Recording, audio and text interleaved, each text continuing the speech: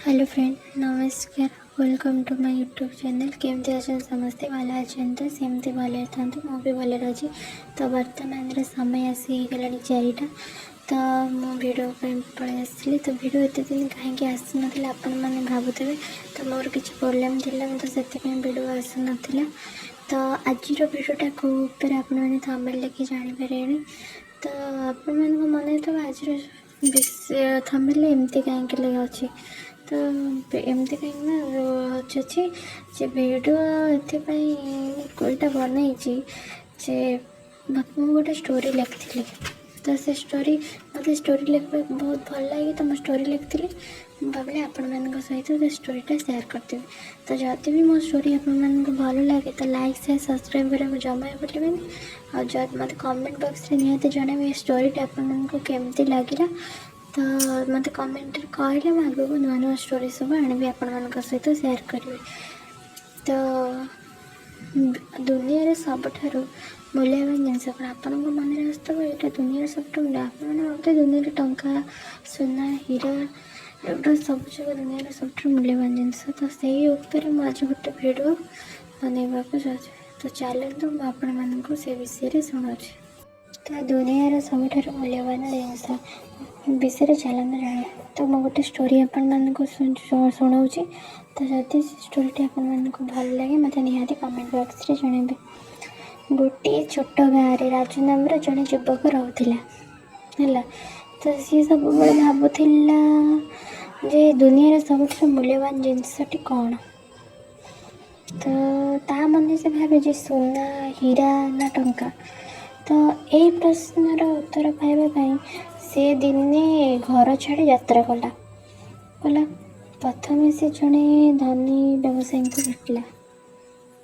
गला बटे गोटे धनी व्यवसायी को भेटला। तो तार राजू जाकि पचारा महाशय आउ दुनिया सबुठार मूल्यवान जिनसटी कौन। तो व्यवसायी जनक हसिकी कहले टंका टंका थिले सबकि किणी हम सबुठी जाई हम। राजू से कथा मन रखिक आगू बढ़ चला। एमती किछि दिन गला।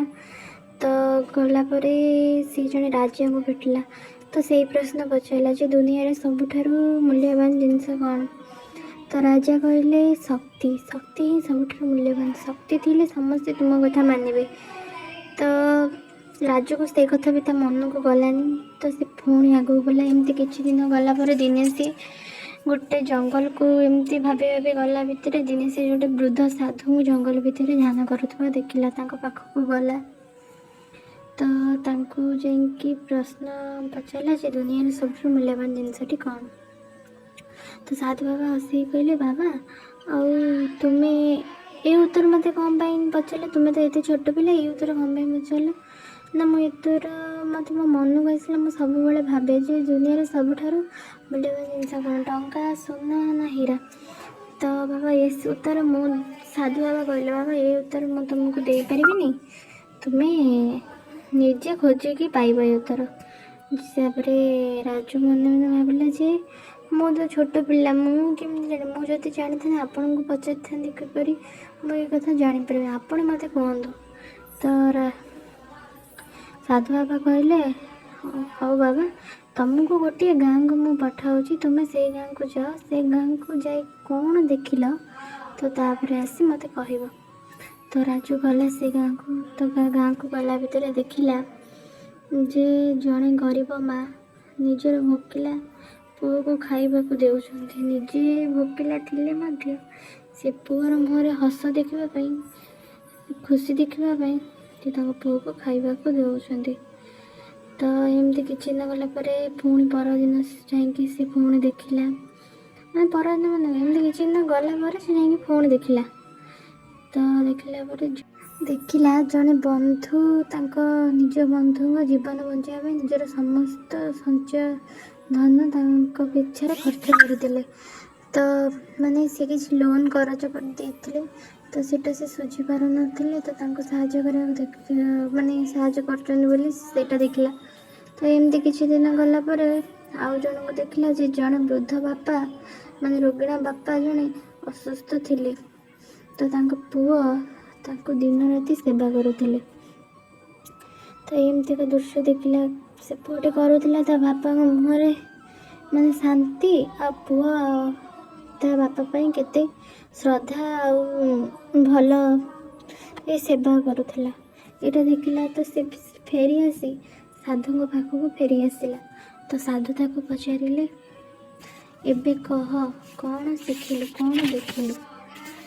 ରାଜୁ ଆଉ କିଛି ବି କହିଲା ନାହିଁ।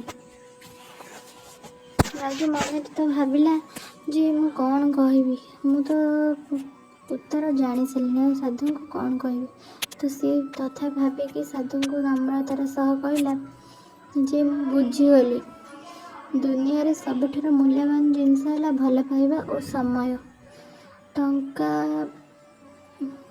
ହରାଇଲେ ଆମେ ପୁଣି ଟଙ୍କାକୁ ପାଇପାରିବା, ଶକ୍ତି ମଧ୍ୟ ବି ପାଇପାରିବା, କିନ୍ତୁ ଚାଲି ଯାଇଥିବା ସମୟ ଓ ସତ ଭଲ ପାଇବା କେବେ ବି ଫେରି ଆସେ ନାହିଁ। ସାଧୁ ହସିକିରି କହିଲେ, ଠିକ୍ କହିଲୁ, ମଣିଷ ଜୀବନରେ ସବୁଠାରୁ ବଡ଼ ଧନ ହେଉଛି ସମୟ, ଭଲ ପାଇବା ଓ ସମ୍ପର୍କ। ଏହାକୁ ଯିଏ ସମ୍ଭାଳି ରଖେ ସିଏ ହିଁ ପ୍ରକୃତରେ ଧନୀ। ଏଇ କଥା ତ କହିଲେ। ତ ରାଜୁ ଏସବୁ ଶୁଣିକି ତା ନିଜ ଗାଁକୁ ଫେରି ଆସିଲା। ତ ଫେରି ଆସିଲା ପରେ ସେଇଦିନ ଠାରୁ ରାଜୁ ଟଙ୍କା ପଛରେ ନୁହଁ, ନିଜ ପରିବାର ଓ ବନ୍ଧୁ ଓ ଭଲ ପାଇବାକୁ ମୂଲ୍ୟ ଦେବା ଆରମ୍ଭ କଲା। ମାନେ ବହୁତ ଭଲ ପାଇଲା, ମାନେ ସବୁ ଟଙ୍କା ପଛରେ ସେ ଯେମିତି ଲୋଭ କରୁଥିଲା ଯାଉଥିଲା, ସେ ଟଙ୍କାକୁ ନ ଭାବି ନିଜ ପରିବାର ଓ ବନ୍ଧୁକୁ ଭଲ ପାଇଲା। ତ ସେ ବୁଝିଗଲା ଯେ ଦୁନିଆରେ ସବୁଠାରୁ ମୂଲ୍ୟବାନ ଜିନିଷ କୌଣସି ସମ୍ପତ୍ତି ନୁହେଁ, ବରଂ ମଣିଷର ହୃଦୟରେ ସତ ଭଲ ପାଇବା ଓ ଅମୂଲ୍ୟ ସମୟ। ତ ଆମେ ଏଥିରୁ କ'ଣ ଶିଖିଲେ? ଯେ ଟଙ୍କାରେ ସବୁ କିଛି କିଣା ଯାଇପାରେ, କିନ୍ତୁ ସତ ଭଲ ପାଇବା, ସମ୍ପର୍କ ଓ ସମୟ କେବେ କିଣା ଯାଇପାରେ ନାହିଁ। ଏଇଗୁଡ଼ାକ ହିଁ ଦୁନିଆର ସବୁଠାରୁ ମୂଲ୍ୟବାନ ଜିନିଷ। ତ ମୁଁ ଏଇ ଭିଡ଼ିଓର ଶେଷରେ ଗୋଟେ କଥା କହିବି, ଦୁନିଆରେ ସବୁଠାରୁ ମୂଲ୍ୟବାନ ଜିନିଷର ଗପରୁ ମୁଁ ଆପଣମାନଙ୍କୁ ଏହା ଜଣାଇବାକୁ ଚାହୁଁଛି ଯେ ଦୁନିଆରେ ଆପଣମାନେ କେହି ଟଙ୍କା ସମ୍ପତ୍ତି ପାଇଁ ଲୋଭ କରନ୍ତୁ ନାହିଁ, ସିଏ ଜୀବନରେ କିଛି ନୁହଁ। ଯଦି ସମସ୍ତଙ୍କ ସହିତ ଭଲ ସମ୍ପର୍କ ଆଉ ଭଲ ପାଇବା ଦେଖାଇବେ, ସିଏ ଦୁନିଆରେ ମାନେ ଗୋଟେ କଥା କୁହନ୍ତି ସମସ୍ତେ ଯେ ଲୋଭ କରୁଛୁ କ'ଣ ନେଇକି ଯିବୁ ମଲାବେଳେ, ଗୋଟେ କୁହନ୍ତି। ଆମେ ସ୍ୱର୍ଗ ଦ୍ୱାର ଯାଆନ୍ତି କି ଆମେ ମଶାଣକୁ ଗଲାପରେ କ'ଣ ନେବୁ, ମାନେ ଯେତିକି ଆମ ପିନ୍ଧିବା କପଡ଼ା ଆଉ ଯେଉଁଥିରେ ଆମେ ହେଉଛି ଶେଷ ନିଶ୍ୱାସ ତ୍ୟାଗ କରିଥିବା, ସେଇ ଜିନିଷଟିକୁ ଆମେ ନେଇକି ଯିବୁ। ତା ଛଡ଼ା ଆଉ କୌଣସି ଜିନିଷ ନେବାର କ'ଣ ପାଇଁ ସେଟା। ଯଦି ସମସ୍ତଙ୍କ ମନରେ ଭଲ ପାଇବା ଆଉ ସମ୍ପର୍କ ବାନ୍ଧି ରଖିଥିବା, ତ ସମସ୍ତେ କହିବେ ହେ ଭଲ ଲୋକଟା ଥିଲା ଚାଲିଗଲା, ଲୋକ ଏଇ କଥା କହିବେ। ତ ଭିଡ଼ିଓଟି ଯଦି ଆପଣମାନଙ୍କୁ ଭଲ ଲାଗେ ତ ଲାଇକ୍, ସେୟାର, ସବସ୍କ୍ରାଇବ୍ କରିବାକୁ ଜମା ଭୁଲିବେନି। ତ କମେଣ୍ଟରେ ନିହାତି ଜଣାଇବେ। ମୁଁ ଆଗକୁ ଆହୁରି ଭିଡ଼ିଓ ଆଣିବି। ରହୁଛି, ନମସ୍କାର।